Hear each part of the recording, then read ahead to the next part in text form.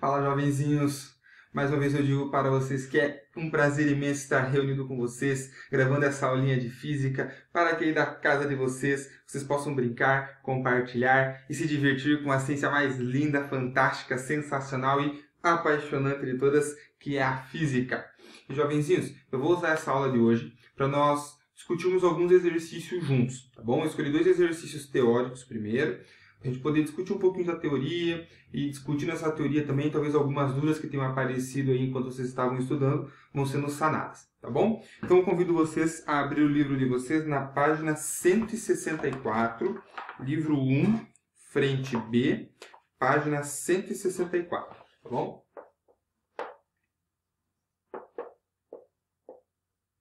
Nós vamos fazer o exercício 1 do tópico aplicando conhecimentos. Beleza? Então vamos lá, diz assim, ó. Nas afirmações a seguir, assinale verdadeiro ou falso. Primeira afirmativa, ó. Para existir força, é preciso que um corpo tenha contato com o outro. Verdadeiro ou falso? Falso. Por quê, jovens? Pensem comigo. Eu estou segurando essa caneta e por isso ela não cai no chão. Se eu soltar essa caneta, ela não tem contato com nenhum corpo mais. E ainda assim ela cai. Por quê? Porque ela fica sob a ação da gravidade, do campo gravitacional que está em volta da Terra. Então, mesmo sem ter contato com a Terra, ela fica submetida a uma força. Então, a afirmativa 1, falso. Eu não preciso ter o contato necessariamente para ter a força. Segunda afirmativa.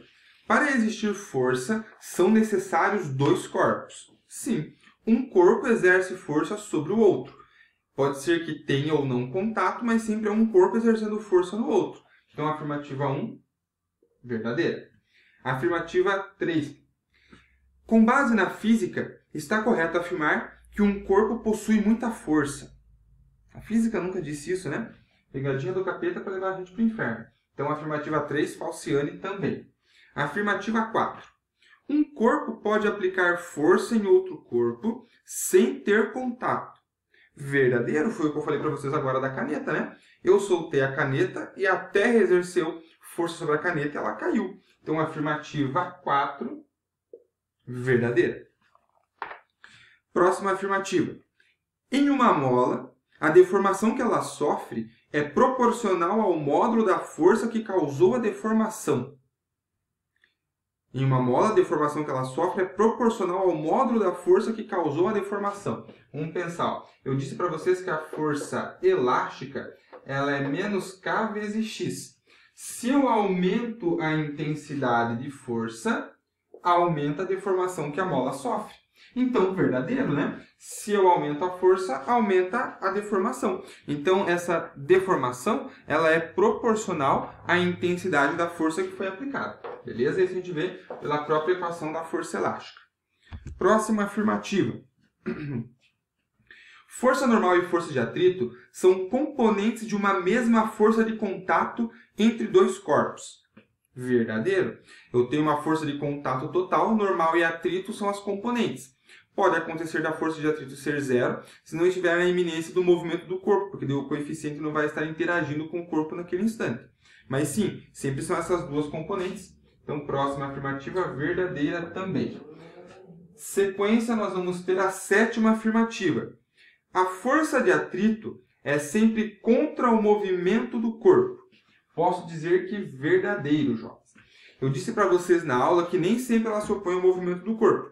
Porque quando eu tento andar, por exemplo, eu empurro o chão para trás e o atrito do chão me empurra para frente. Porém, aqui eu estou pensando, nessa afirmativa, no corpo que está aplicando a força. Então, é o meu pé que está empurrando o chão para trás. Ele tem a tendência de ir para trás. Mas o meu pé não vai para trás. O chão empurra ele para frente. Então, sim, ela sempre se opõe ao movimento dos corpos. Próxima afirmativa. A força de atrito é contra a tendência de deslizamento das superfícies dos corpos em contato. Verdadeiro. Então, se eu tento deslizar o meu pé sobre uma superfície, o atrito dificulta esse deslizamento. Se eu tento deslizar um objeto qualquer sobre um plano, é o atrito que dificulta esse deslizamento. Então, próxima afirmativa, verdadeira também. Penúltima. Última, na verdade. A força normal se opõe à tentativa de interpenetração dos corpos. Verdadeiro também. Por quê? Eu estou aqui paradinho em cima do chão. Por que eu não afundo no chão?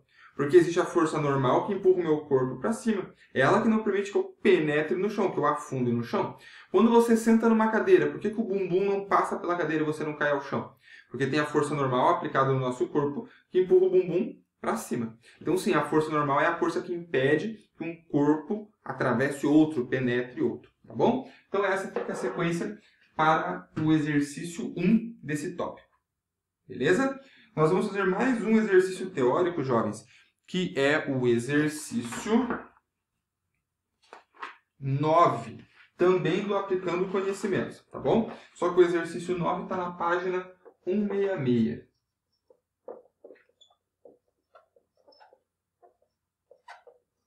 Vamos lá? Diz assim, ó, o enunciado: assinale V ou falso para as afirmativas a seguir.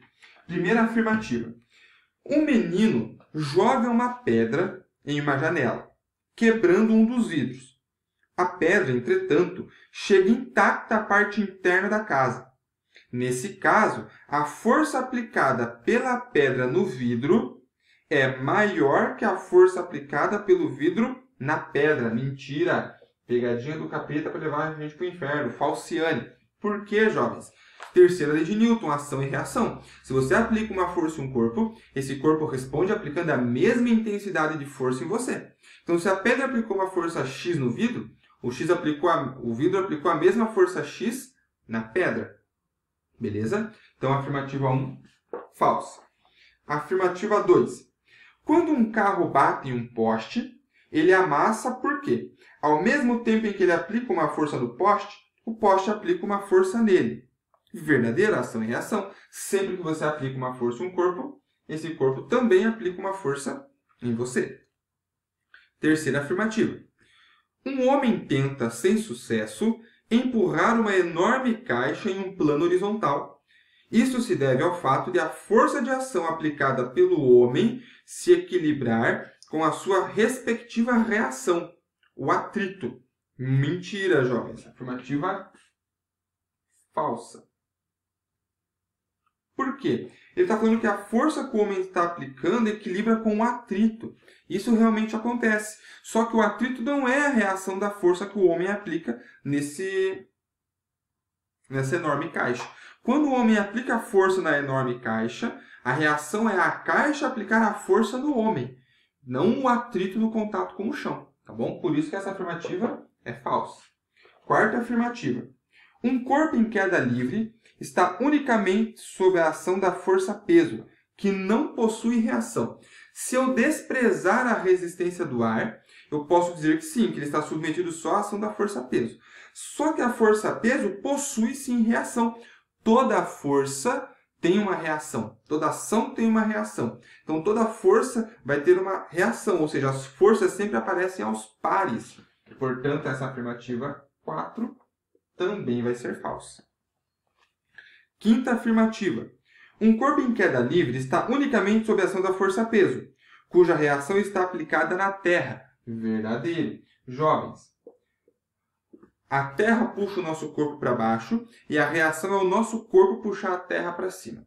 Por que a Terra não sai subindo por aí, então? Porque o nosso corpo submetido a essa força, ele é mais fácil de entrar em movimento do que a Terra entrar em movimento, porque a massa da Terra é muito maior. A inércia que a massa da Terra tem para entrar em movimento é muito maior. Por isso somos nós que nos movemos em direção à Terra. Beleza? Então, falsa. 1, 2, 3, 4, 5.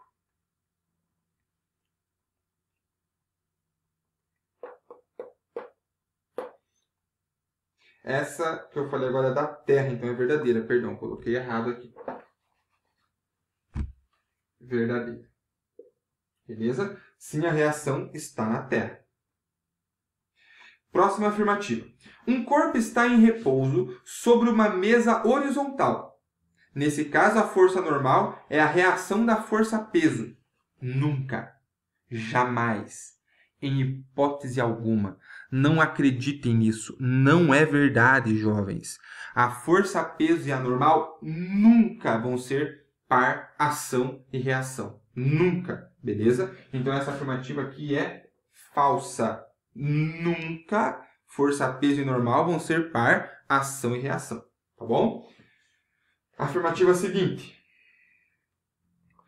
Pedro dá um soco em Paulo, que, para revidar, dá um soco em Pedro. No sentido da terceira lei de Newton, o soco de Paulo em Pedro constitui a reação do soco de Pedro em Paulo. Não, jovens, não. Tudo bem que o soco que o coleguinha deu de volta foi devido ao soco que ele recebeu, é uma reação. Porém, não é no sentido da terceira lei de Newton. O que a terceira lei de Newton diz é que quando você aplica a força em um corpo, ou seja, quando acontece esse impacto, a mão aplica uma força no rosto e o rosto também aplica uma força na mão. Então, essas duas forças é que são o par, ação e reação. Tanto que se você dá um soco em alguém, o rosto da pessoa machuca e a sua mão também machuca. Os dois corpos ficam submetidos à força. Tá bom? E a última afirmativa. Um homem, após dar um violento soco no rosto de outro, sente dor na mão. Esta dor foi causada pela força que o rosto do outro homem aplicou sobre a mão do primeiro. Verdadeiro, né? É o que eu acabei de comentar com vocês. Então, se você dá um soco em alguém, você machuca também a sua mão. Por quê? Porque a ação e reação, os dois corpos sentem a força. Por que a mão machuca menos do que o rosto? Porque o rosto ele é mais sensível do que a mão. A mesma intensidade de força aplicada no rosto machuca mais do que ela aplicada na mão. Beleza? Jovenzinhos, nós encerramos então essa aulinha teórica aqui. Depois eu vou selecionar alguns exercícios de cálculo para nós brincarmos também ou de fazer ilustração. Tá bom? O professor Everton agradece a atenção de vocês. Me dê um tchau bem bonito, jovens, e até a próxima.